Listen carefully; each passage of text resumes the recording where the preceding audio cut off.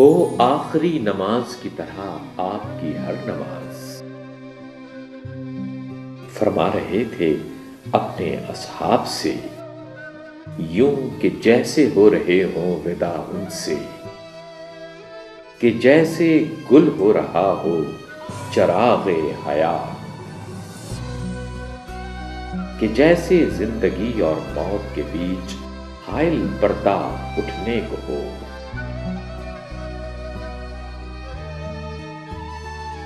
یوں ہی ایک سوموار کے دن صبح صادق کے وقت مسجد نبوی کی جانب کھلنے والا پردہ آخری بار اٹھ رہا تھا۔ چھوٹے بڑے سب یہ سوچ کر مسجد کی جانب دوڑے، شاید کہ نماز کے لیے باہر نکلے۔ محراب میں موجود امام کے بارے میں ایک تجسس سا تھا، پھر یہ کہ آپ صلی اللہ علیہ وآلہ وسلم 14 روز سے غلیب بھی تو تھے۔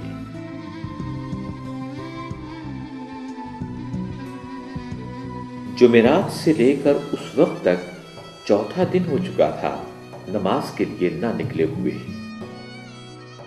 حالانکہ بدھ کے روز بے حال ہو کر بے ہوش ہو گئے تھے، مگر ہوش میں آتے ہی خود وضو کر کے مسجد میں تشریف لائے۔ صاف عیاں تھا کہ اصحاب کرام سے حقوق بخشوانے کی آرزو رکھتے تھے۔ اگر کسی کا ان پر حق ہو تو اسے فوراً ادا کر دینا چاہتے تھے۔ اذہان میں موجود یادیں تازہ کی جا رہی تھیں کہ یہ الوداع تو نہیں تھا۔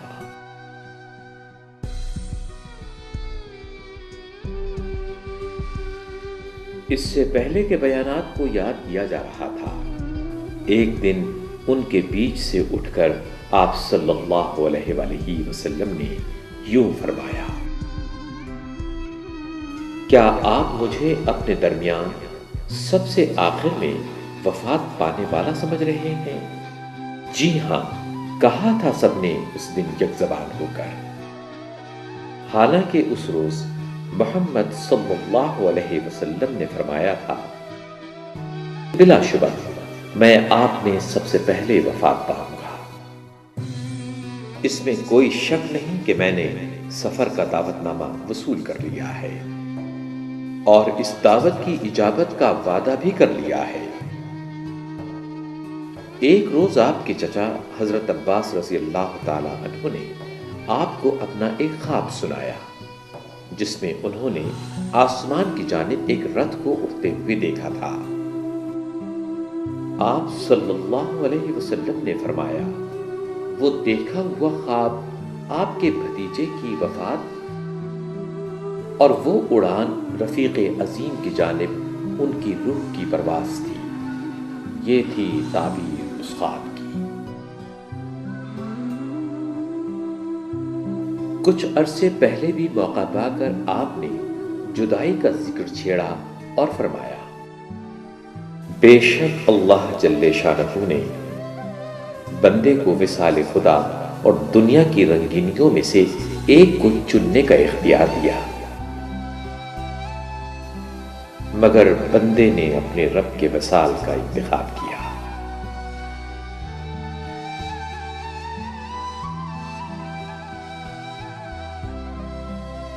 ابھی آپ نے اپنا جملہ مکمل بھی نہ کیا تھا کہ مسجد کے ایک کونے سے ایک چیخ اٹھی،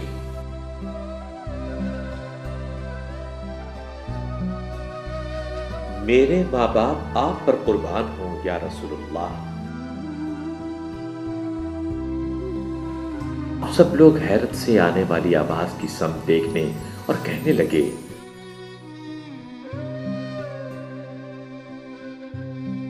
ارے یہ دیکھو، حضور اکرم صلی اللہ علیہ وسلم ایک آدمی کے لیے دنیا کی رنگینیوں پر جنت کی رونق کو ترجیح دینے کی بات کر رہے ہیں،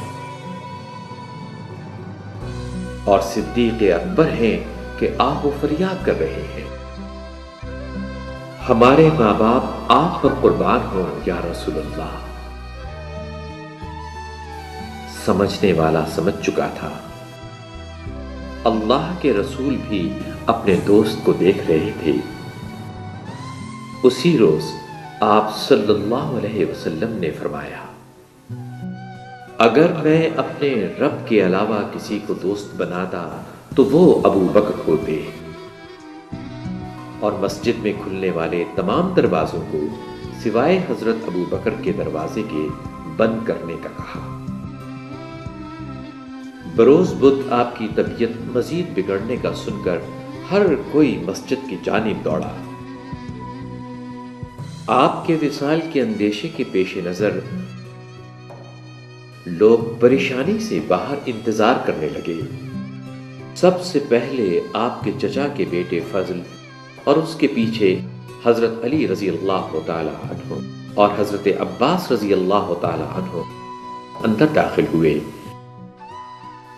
اس دن آپ صلی اللہ علیہ وسلم 2 اشخاص کی مدد سے باہر تشریف لائے اور مجمع سے یوں خطاب فرمایا، اے لوگو، میں نے سنا ہے کہ تم اپنے نبی کے وصال کا اندیشہ رکھتے ہو۔ مجھ سے پہلے کون سے پیغمبر ابدی حیات جیے ہیں کہ میں یہاں ہمیشہ کے لیے رہوں؟ خبردار رہو کہ مجھے بھی اپنے رب کے پاس لوٹنا ہے اور تمہیں بھی۔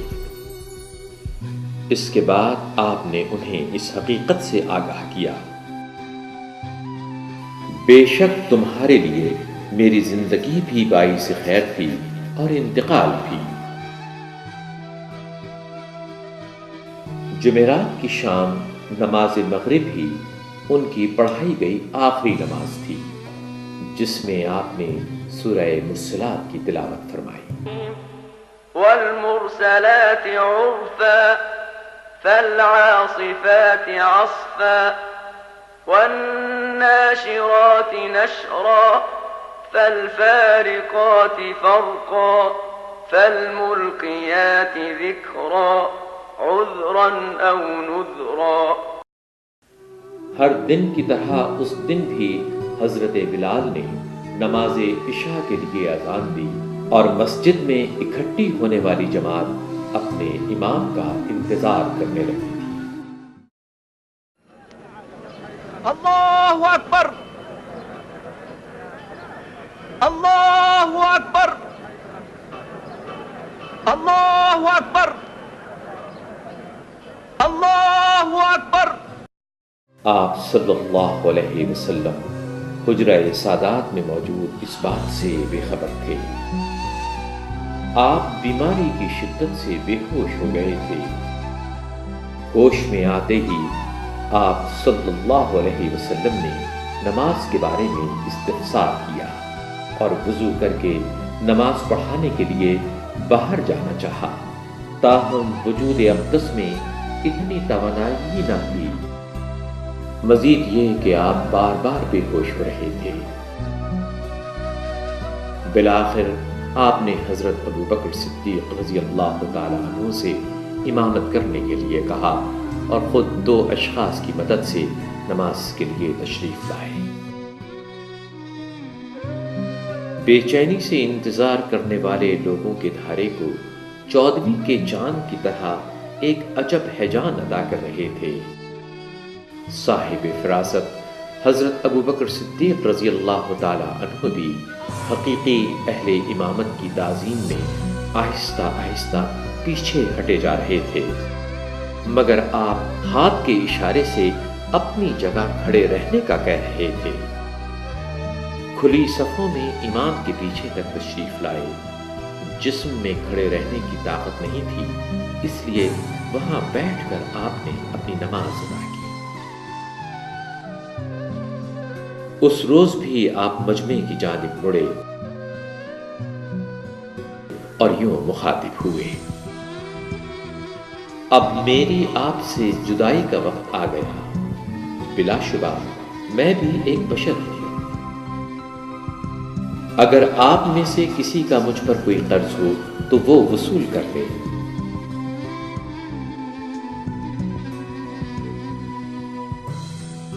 پس اس جمعرات کے بعد رسول اللہ صلی اللہ علیہ وسلم نماز کے لیے نہ نکل سکے اور نہ ہی نمازیوں کی امامت کر سکے۔ اس روز بھی صبح کی نماز کے لیے لوگ اسی امید کے ساتھ آئے تھے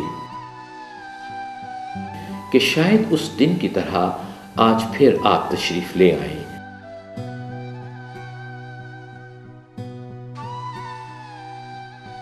اور جماعت کی امامت کریں۔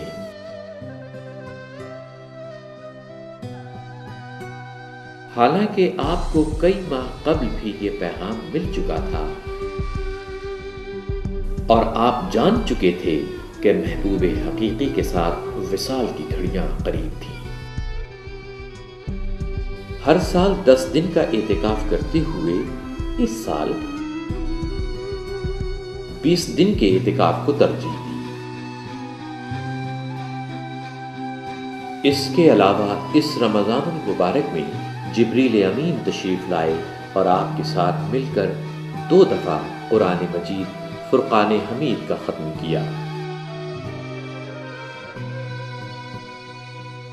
کئی مہینے قبل حضرت معاذ بن جبل رضی اللہ تعالی عنہ کو یمن بھیجتے ہوئے اپنے پاس بلایا اور یوں فرمایا: اے معاذ، بلا شبہ تم اس سال کے بعد مجھے نہیں دیکھ سکو گے۔ لوٹنے پر اس مسجد کے ساتھ میرے روضے کی زیارت کرنا۔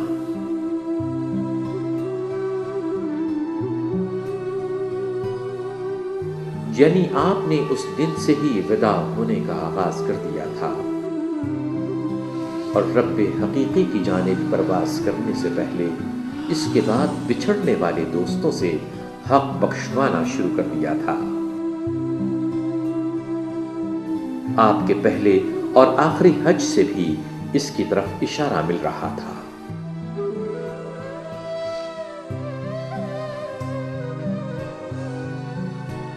اس دن آپ صلی اللہ علیہ وسلم نے ام المومنین حضرت خدیجہ آپ کی ربع صدی کی رفیق حیات کے مزار کی زیارت فرمائی۔ آپ پیکر وفا تھے اور اپنے اصحاب کو بھی وفا کا درس دیتے رہتے تھے۔ میدان عرفات میں نازل ہونے والی آیت نے تکمیل دین کا اعلان کر دیا تھا اور لوگ جوق در جوق دار اسلام میں داخل ہو رہے تھے۔ رسول اکرم یہ دیکھ کر ان سے ذکر و تسبیح کے خواہ ہوئے، اس لیے اپنے خطبے میں ارشاد فرمایا: اے لوگو، میری بات غور سے سنو۔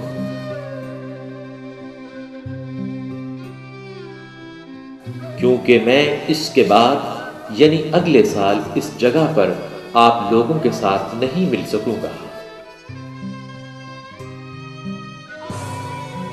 یہ سن کر بہت سے لوگ زار و قطار رونے لگے۔ وہ جانتے تھے کہ تکمیل دین کا مطلب ادائیگی فرض ہے۔ فرض کی ادائیگی کے بعد اگلی منزل کا سفر یعنی رسول اللہ صلی اللہ علیہ وسلم ان سے وداع ہونے والے تھے۔ اب ان سے گواہی طلب کرنے والے تھے، کیونکہ اللہ جل شانہ نے امت محمدی کی شہادت کو بے پناہ اہمیت عطا کر رکھی تھی۔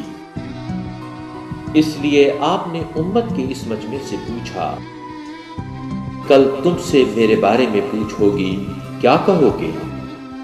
کیا میں نے اپنا فریضہ تبلیغ ادا کر دیا ہے؟ میدان عرفات ان نعروں سے گونج اٹھا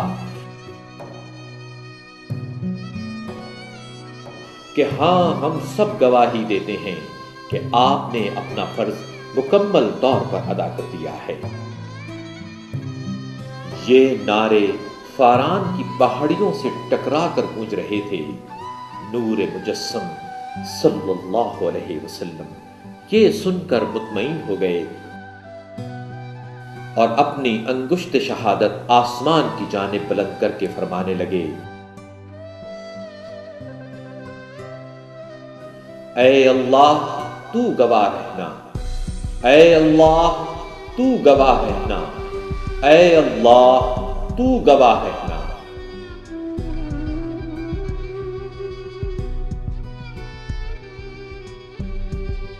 ہر جملے میں ایک وداعی بوسہ پنہا تھا۔ آپ اپنی 23 سالہ خدمات کے اثاثے، یعنی آپ اپنی امت کو غور سے دیکھ رہے تھے، انہیں اپنے بعد آنے والے دنوں کے لیے تیار کرنا چاہ رہے تھے۔ اس لیے آپ نے اپنی آواز ذرا سی بلند کر کے فرمایا، آج کے دن مجھ سے تمام مناسک حج اچھی طرح سیکھ لو، کیونکہ میں اس سال کے بعد فریضہ حج کی ادائیگی نہیں کر سکوں گا۔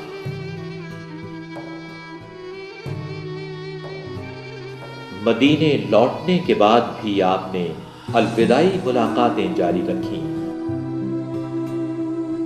وہاں حیات صحابہ اکرام کی طرح شہدائے احد یعنی حضرت حمزہ اور حضرت مصعب اور دیگر شہداء کے مزاروں پر جا کر ان سے رخصت ہوئے۔ جنت البقیع میں مدفون صحابہ اکرام کو بھی ہرگز نہیں بھلایا تھا۔ ان کے پاس بھی تشریف لے گئے اور فردن ہر ایک کے مزار پر تشریف لے جا کر ان سے حقوق بخشوا رہے تھے۔ اس کے بعد آپ نے وہاں پر آپ کے ساتھ موجود حضرت ابو محبہ سے فرمایا،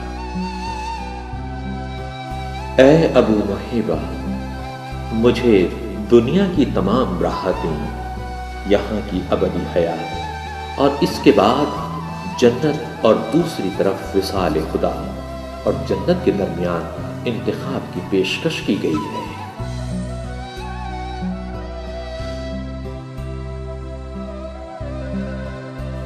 اس بات پر آپ کے آزاد کردہ غلام حضرت ابو محبہ نہایت مسرور ہوئے اور کہا کہ میرے ماں باپ آپ پر فدا ہوں یا رسول اللہ، آپ پہلی پیشکش کو ترجیح دیں۔ لیکن آپ نے اپنی ترجیح بہت پہلے ہی مقرر کر رکھی تھی۔ آپ صلی اللہ علیہ وسلم نے فرمایا، اے ابو محبہ، واللہ میں نے وصال محبوب اور جنت کو ترجیح دی۔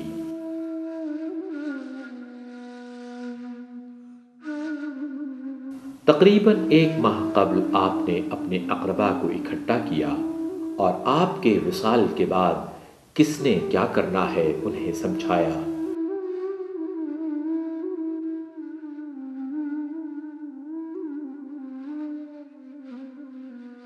اس روز صحابہ اکرام صبح کی نماز کے لیے آپ کا انتظار کرتے رہے۔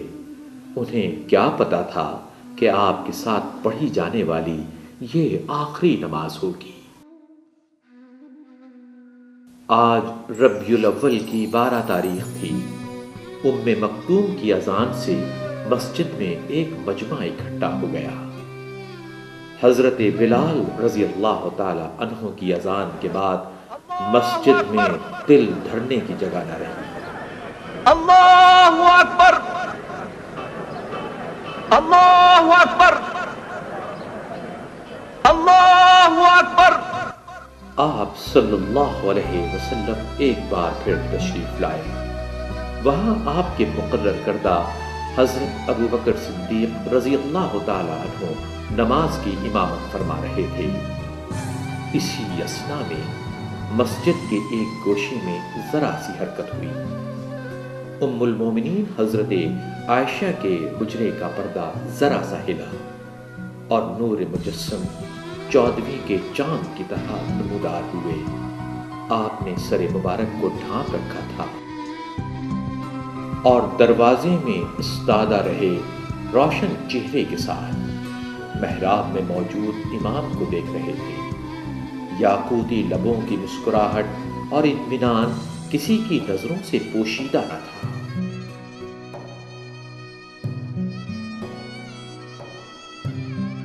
صحابہ اکرام آخری بار آپ کے دیدار سے مشرف ہو رہے تھے۔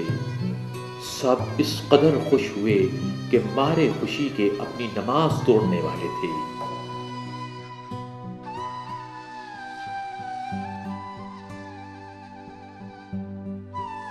دوسری رکعت پڑھی جا رہی تھی۔ آپ صلی اللہ علیہ وسلم کی آمد کو محسوس کر کے ترتیب دی گئی صفوں میں حرکت پیدا ہوئی اور جماعت نبی نے آپ صلی اللہ علیہ وسلم کے لیے راستہ بنانا شروع کر دیا۔ آپ حضرت ابو بکر صدیق رضی اللہ تعالی عنہ کی پشت تک تشریف لائے۔ حضرت ابو بکر پیچھے ہٹنا چاہتے تھے کہ آپ صلی اللہ علیہ وسلم نے اپنا ہاتھ ان کے کاندھے پر رکھ دیا اور انہیں اپنی جگہ پر رہنے کا اور نماز جاری رکھنے کا کہا۔ اپنے مقرر کردہ امام کے پیچھے بیٹھ کر آپ صلی اللہ علیہ وسلم نے نماز ادا کی۔ امام کے سلام پھیرنے کے بعد آپ نے اپنی چھٹی ہوئی رکعت بھی ادا کی اور بس یہی آپ کی آخری نماز تھی۔ نماز کے بعد آپ صلی اللہ علیہ وسلم نے ایک ستون کے ساتھ ٹیک لگا کر صحابہ اکرام کو فتنوں کے بارے میں خبردار کیا، نماز کی پابندی کا حکم دیا اور پھر قرآن کریم پر جھک گئے۔ آپ صلی اللہ علیہ وسلم جزیرۃ العرب میں اسلام کے علاوہ کسی اور دین کے حق میں نہ تھے۔ وہاں سے جاتے ہوئے آپ نے فرمایا، ایک نبی جب تک اپنی جماعت میں سے کسی ایک کو امام نہ بنا لے وہ رحلت نہیں پاتا۔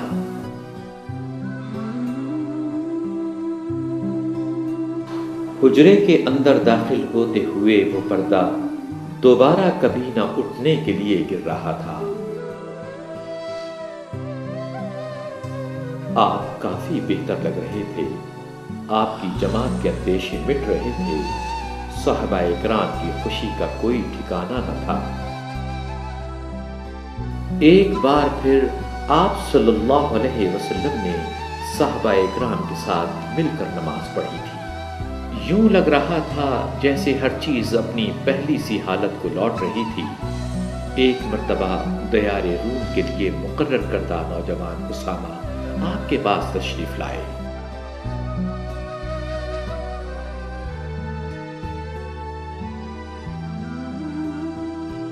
وہ اس سے ایک دن پہلے بھی آپ کے پاس آئے تھے، لیکن آپ صلی اللہ علیہ وسلم نے فرمایا، چاہے اس کام کی قیمت جدائی ہی کیوں نہ ہو لیکن تم نے کوچ کرنا ہے۔ 18 سالہ نوجوان اسامہ کو اپنے قریب بٹھایا، ان کے سر پر شفقت سے ہاتھ پھیرا اور نوجوان سپہ سالار کو دعا دی۔ نوجوان کپتان اور ان کی فوج کے حق میں صحابہ کرام کو یوں تلقین فرمائی، میری اس فوج کو ہرگز پیچھے نہ ہٹنے دینا اور نہ ہی تاخیر کی مہلت دینا، اس فرض کی ادائیگی میں ان کی مدد کرنا۔ چند روز قبل بھی اسامہ کو اپنے پاس بلایا، ان کا سر اپنے سینہ مبارک سے لگایا اور انہیں کم عمر سمجھنے والوں سے فرمایا کہ وہ بھی اپنے باپ کی طرح اس کام کے اہل ہیں۔ جب سورج سوا نیزے پر پہنچا تو اپنی بیٹی فاطمہ کو اپنے پاس بلایا اور ان کے کان میں کچھ فرمایا۔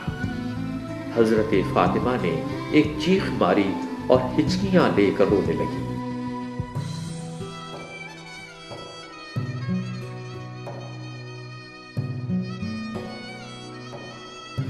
پھر دوبارہ وہ آپ کے اوپر جھکیں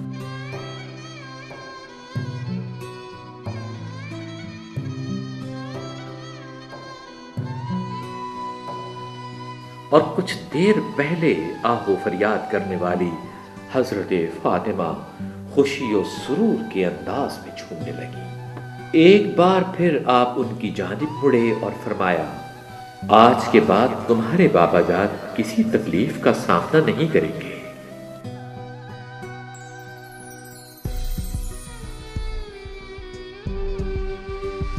نواسوں حسن اور حسین کو اپنے پاس بلایا، انہیں چومتے رہے اور اچھی باتوں کی نصیحت کرتے رہے۔ حضرت عباس بھتیجے حضرت علی کو ایک ایک کونے میں لے جا کر رسول اللہ صلی اللہ علیہ وسلم کے عالم ابدی کی جانب کوچ کرنے کے بارے میں بتا رہے تھے۔ اپنے پاس موجود لوگوں کو نصیحت کر رہے تھے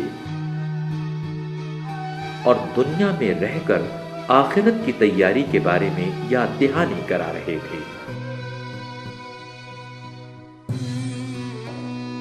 یعنی اپنے پاس موجود مال و اسباب کو خیر کے کاموں پر صرف کر کے ہی انہیں ابدی سرمائے میں ڈھالا جا سکتا ہے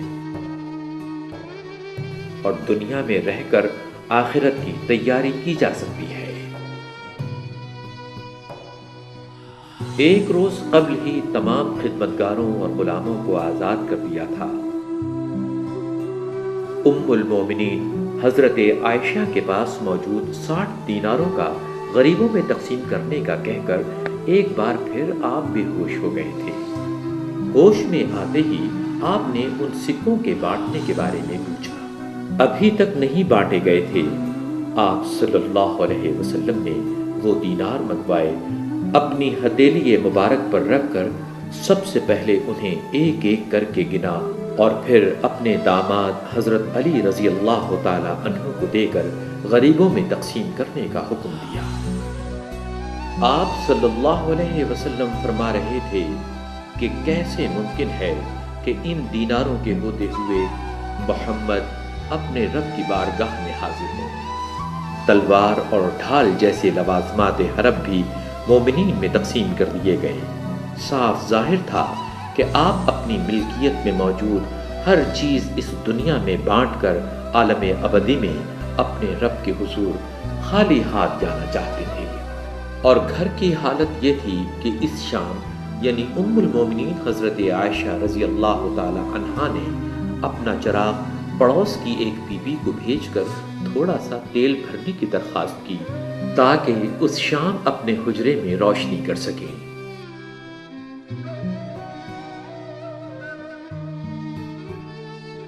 آپ صلی اللہ علیہ وسلم نے خود بھی بعض دوسری ضرورتوں کے پیش نظر اپنی ذرا مبارک ایک یہودی کے پاس رہن رکھی تھی۔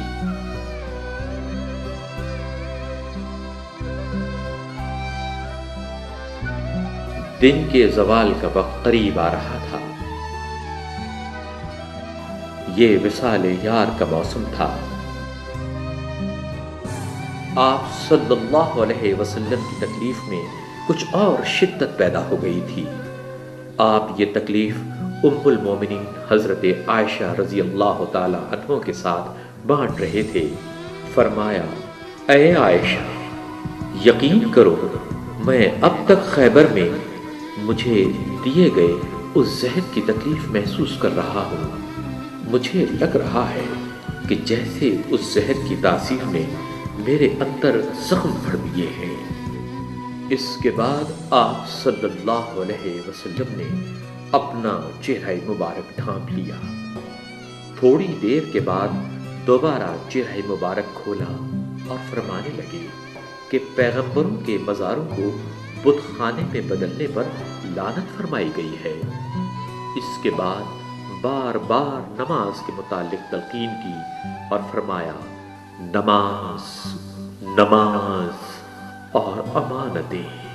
صاف ظاہر تھا کہ آپ یہ کہنا چاہ رہے تھے کہ خبردار نماز سے غفلت نہ برتنا اور جن لوگوں کے بارے میں آپ مسئول ہوں ان کے بارے میں زیادہ محتاط رہنا۔ فانی دنیا سے رخصت ہوتے ہوئے صحابہ اکرام کو یہی آپ کی آخری وصیت تھی۔ ہر ہفتے اور اتوار کے دن آنے والے حضرت جبرائیل علیہ السلام ایک بار پھر آپ صلی اللہ علیہ وآلہ وسلم کے حضور حاضر تھے، لیکن اس بار وہ دیکھ رہے تھے کہ دربار نبی میں 70,000 دیگر ملائکہ بھی موجود تھے۔ انہوں نے فرمایا، اے محمد صلی اللہ علیہ وسلم۔ اللہ تعالیٰ نے مجھے خاص طور پر آپ کے پاس سلام دے کر اور آپ کی تعظیم و تکریم کے لیے بھیجا ہے۔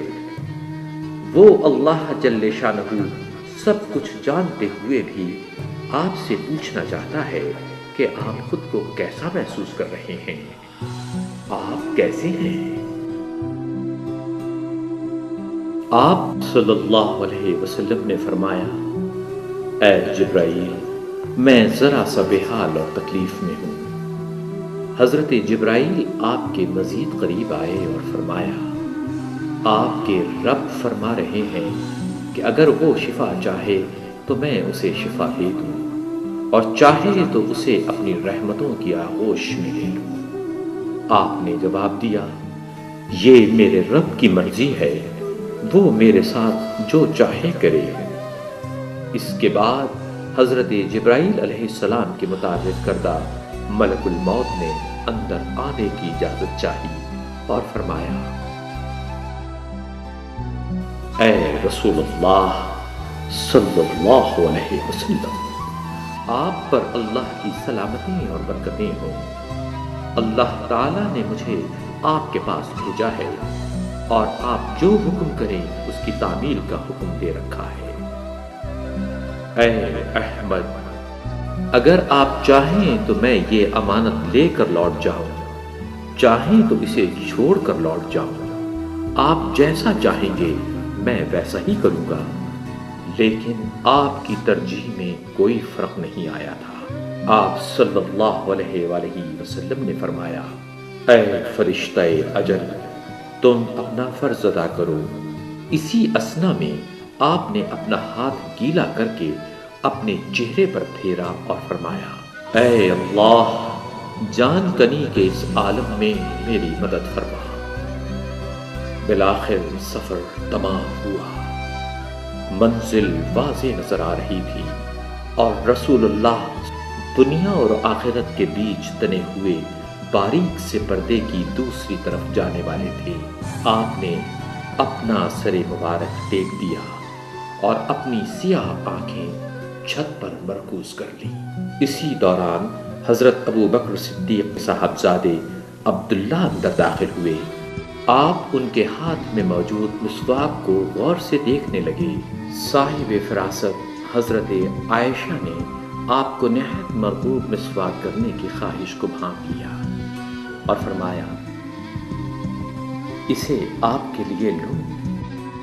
آپ صلی اللہ علیہ وآلہ وسلم نے اس بات میں سر ہلایا۔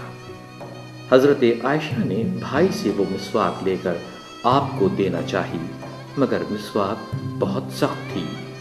حضرت عائشہ رضی اللہ تعالی عنہا نے اسے آپ کے لیے نرم کرنے کی پیشکش کی۔ آپ صلی اللہ علیہ وسلم نے ایک بار پھر اپنا سر مبارک اس بات میں ہلایا۔ لگ رہا تھا کہ آپ کی زبان مبارک پر سکوت طاری ہو گیا تھا اور آنکھیں بول رہی تھیں۔ حضرت عائشہ رضی اللہ تعالی عنہا آپ کا مطلب سمجھ گئیں۔ انہوں نے مسواک کو اپنے منہ میں لے کر اسے نرم کر کے شاہ دو عالم کی جانب بڑھا دیا۔ آپ صلی اللہ علیہ وآلہ وسلم فرما رہے تھے، لا الہ الا اللہ، واقعی موت کی سکرات حقیقت ہے۔ اسی دوران آپ نے دیکھا کہ حضرت عائشہ رضی اللہ تعالی عنہا آپ صلی اللہ علیہ وآلہ وسلم کے ہاتھ کو پکڑ کر آپ کی صحت و عافیت کے لیے دعا کرنا چاہ رہی تھیں۔ آپ نے نہایت تیزی سے اپنے ہاتھ پیچھے کھینچ لیے۔ صاف لگ رہا تھا کہ وطن حقیقی کی جانب جاتے ہوئے اس دار فانی کی طلب کرنا آپ صلی اللہ علیہ وآلہ وسلم کو مناسب نہیں لگ رہا تھا۔ ایک بار پھر آپ بے ہوش ہو گئے تھے۔ لگ رہا تھا کہ ناقابل برداشت تکلیف میں تھے۔ کافی دیر کے بعد آپ دوبارہ ہوش میں آئے۔ اس بار آپ نے اپنی انگلی اوپر اٹھائی، نگاہیں ایک بار پھر چھت پر مرکوز ہو گئی اور آپ کے مبارک لبوں میں ایک خفیف سی جنبش محسوس ہو رہی تھی۔ حضرت عائشہ آپ کی بات سننے کے لیے آپ کے اوپر جھکی، دیکھا تو آپ فرما رہے تھے، اے میرے رب، پیغمبروں، شہیدوں، صدیقوں اور صالحوں کے ساتھ میرا معاملہ فرما اور مجھے اپنی عظیم رفاقت میں قبول فرما۔ اے میرے اللہ، میں تیری عظیم رفاقت کا خواہ ہوں۔ میرے اللہ، میں تیری عظیم رفاقت کا خواہ ہوں۔ میرے اللہ، میں تیری عظیم رفاقت کا خواہ ہوں۔ 63 سال قبل بروز پیر شروع ہونے والا یہ سفر ایک بار پھر پیر ہی کے روز اختتام کی جانب رواں تھا۔ 23 سالہ وحی کے نتیجے میں نازل ہونے والے قرآن کو آخرت تک کے لیے بطور سرچشمہ ہدایت چھوڑ کر اور فریضہ تبلیغ اپنے بعد آنے والوں کو بطور امانت سپرد کر کے حضور نبی کریم اپنے آخری سفر پر جا رہے تھے۔ نماز فجر کے وقت پردے سے محراب میں موجود امام کو دیکھ کر آپ صلی اللہ علیہ وآلہ وسلم کو یقین ہو گیا تھا کہ وہ یہ امانت محفوظ ہاتھوں میں سونپ چکے ہیں، اور آپ صلی اللہ علیہ وسلم نے اپنی آخری نماز اسی اطمینان کے ساتھ ادا کی۔ بالآخر فرض ادا ہو چکا تھا اور اب خاتم النبیین ہونے کی وہ پہچان، یعنی یہ لمحہ دونوں شانوں کے بیچ نبوت کی مہر مبارک کا سلسلہ بھی منقطع ہونے کی خبر دے رہا تھا۔ کمرے میں ایک جاں فضا خوشبو پھیل گئی تھی۔ مبارک ہاتھ پانی کے برتن کے اوپر ڈھلک گیا اور انگلیوں میں تھمی مسواک آہستگی سے زمین کی جانب پھسل گئی تھی۔ اشہد ان محمد رسول اللہ،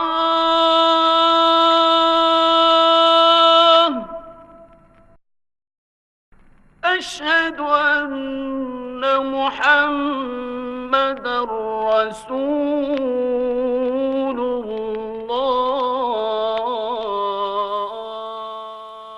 اپنی ہر نماز کو آخری نماز سمجھ کر پڑھنے والے اللہ کے رسول صلی اللہ علیہ وآلہ وسلم اپنی آرزوئے وصال کو پا کر عالم ابدی کی جانب پرواز کر چکے تھے۔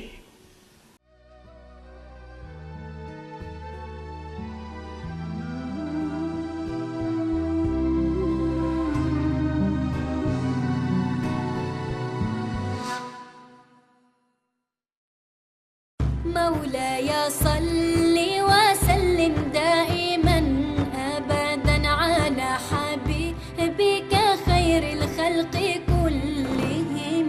مولاي صل وسلم دائما أبدا على حبيبك خير الخلق كلهم.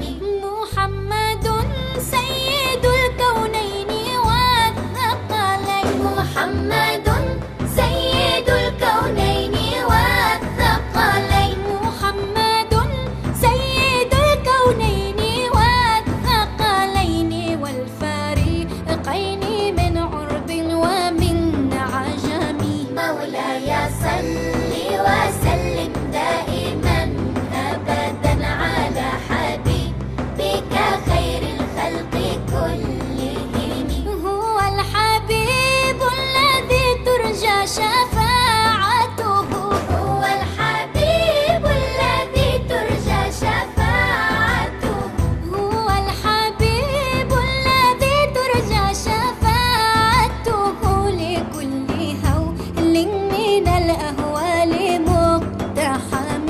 مولاي صل وسلم دائما أبدا على حبيبك خير الخلق كلهم. مولاي